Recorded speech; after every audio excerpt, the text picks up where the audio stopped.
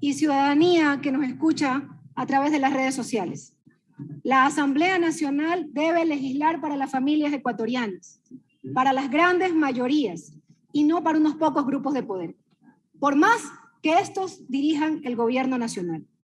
Mientras el mundo tomó la decisión de inyectar recursos para sostener la economía de las familias de sus países, en el Ecuador nos dicen que saldremos de la crisis arrimando el hombro, es decir, poniéndole más impuestos a las clases bajas y a las clases medias que ya están golpeadas por la crisis y la pandemia. Es decir, quieren extraerle el dinero de los bolsillos de los ecuatorianos. Y eso esta asamblea no lo puede permitir. Traigo a la mesa algunos ejemplos de lo que han hecho los países del mundo.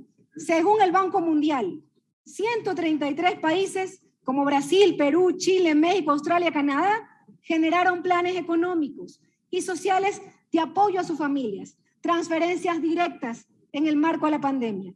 Estados Unidos, por ejemplo, el presidente Biden impulsó un proyecto de ley que ayuda por la crisis del coronavirus en 1.9 billones de dólares.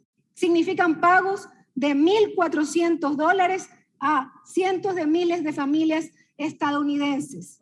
Aquí, en cambio, nos quieren sacar los pocos dólares que tiene la familia ecuatoriana de sus bolsillos. En el Ecuador, en cambio, vemos con profunda preocupación lo que propone este proyecto de ley orgánico para el desarrollo económico y sostenibilidad fiscal. Pero ¿cómo está la ciudadanía ecuatoriana? Como para querer cargarle más impuestos. Traigo algunos datos que pueden recoger, que recogimos del Banco Central. El ingreso laboral mensual promedio en enero del 2021 era de $404.1 mensuales. Pero para septiembre de este año se sitúa en $309. Dato del INEC. Es decir, el ingreso laboral mensual de las familias ecuatorianas ha disminuido. El consumo real por persona, año 2017, eso era lo que podía consumir una persona de manera porcentual, 2.2%. El año 2020, menos 8.3%. Es claro que la familia ecuatoriana ha disminuido su capacidad de consumo. La pobreza, según cifras oficiales, hasta junio del 2021, 5.6 millones de personas viven con $2.8 diarios o menos. Y de este total, 2.6 millones de personas viven con $1.6 o menos. Bueno, aquí no está Lorenza porque Lorenza es mucho menos, es apenas $20 al mes. Y todavía algunos la están buscando. Es a esta ciudadanía fuertemente golpeada por la crisis económica generada por el peor gobierno de la historia y luego por la pandemia, a la que se le quiere sacar los pocos dólares que tiene en sus bolsillos, y todo esto mientras se perdonan tributos a las grandes fortunas del país. Comprenden que incrementar impuestos en este momento no resuelve la crisis económica actual, por el contrario, la agrava. Veamos algunas de las cosas que propone esta ley. Respecto al impuesto a la renta, uno de los principios que dirige el régimen tributario en nuestro país y que está claramente expresada en la Constitución es el de progresividad. Esto es, exigir más al que posee mayor riqueza. Y esto, obviamente, como lo han dicho muchos legisladores, no se está cumpliendo. Con respecto al impuesto a la renta, nos dicen, por ejemplo, que se podrán deducir gastos por concepto de turismo, pero lo que no te dicen es que están planteando reducir a la tercera parte el techo de las deducciones que permite aliviar la carga tributaria de la clase media y pobre trabajadora. Es decir, ya no se podrá deducir hasta el nivel que está en este momento, que son $14.000, gastos de salud, gastos de educación o vivienda. Apenas la ley plantea una deducción de $5.000. Esto es un golpe directo a la clase media, véanselo por donde se lo vea. Veamos algunos ejemplos reales, concretos, de la famosa tabla. Para el caso de personas naturales, una persona hoy gana $2.500 mensuales, paga en la actualidad $119 por impuesto a la renta. Con la nueva ley deberá pagar $1.280. Esa es la realidad de esta ley. Otra persona que gana $3.500 mensuales paga $1.245. Con la nueva ley deberá pagar $3.200. es la clase media la gran afectada. Dicho sea de paso, una clase que votó por el actual gobierno. Este incremento es desproporcional. Prácticamente el 13º sueldo que recibes en diciembre deberás devolverlo en marzo del siguiente año. Eso esta Asamblea no lo puede permitir.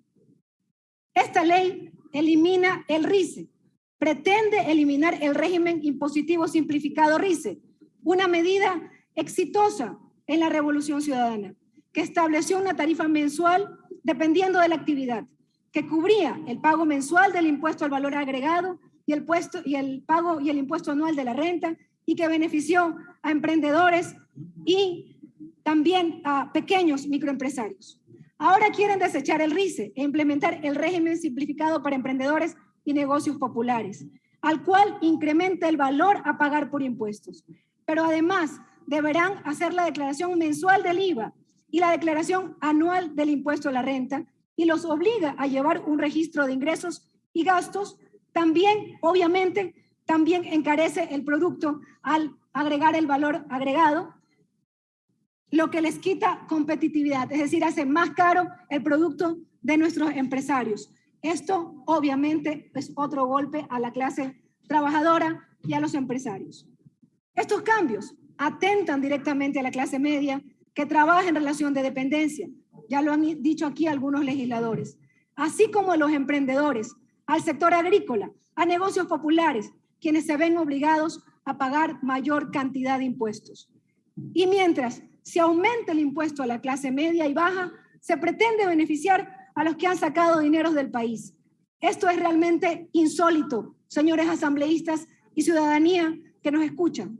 Buscan implementar un régimen impositivo voluntario. Yo creo que esta es la cereza del pastel de esta ley. Este proyecto pretende implementar un régimen impositivo voluntario único y temporal, dicen, en el cual, a cambio de un único impuesto, las personas y ciertas sociedades pueden extinguir obligaciones tributarias pasadas respecto de activos en el exterior. Es decir, las personas naturales o jurídicas que mantengan activos en el exterior que debían pagar en el Ecuador y no lo hicieron. Incluso quien haya omitido respecto de esos activos el pago del impuesto a la salida de divisas. Cuenta con 2 minutos, asambleísta.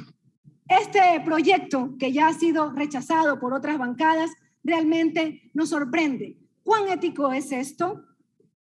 Incluso se plantea que la información sobre la identidad de quienes se acojan a este régimen sea confidencial y la información proporcionada reservada. Es decir, se obstaculiza cualquier proceso de investigación posterior. No podemos dejar de pasar, lo han dicho algunos asambleístas, dejar de recordar que fue una propuesta de campaña del actual gobierno que no subiría impuestos y peor a la clase media. Estuvieron 10 años en campaña política, dijeron que solucionarían el país en 100 minutos, llevan 6 meses en el poder y es hora de que administren eficientemente el gobierno.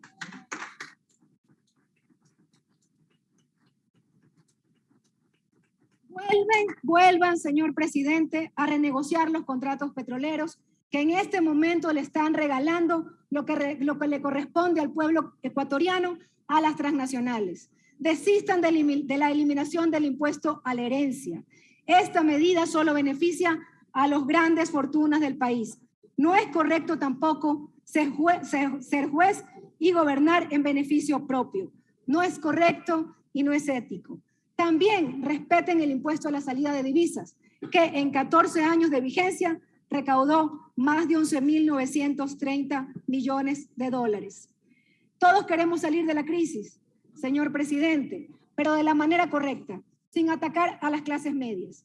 Este nuevo proyecto de ley urgente continúa castigando a las grandes mayorías. Nosotros seguiremos defendiendo a las grandes mayorías. Esperamos que la Asamblea Nacional también proteja al pueblo ecuatoriano. Gracias, señor presidente.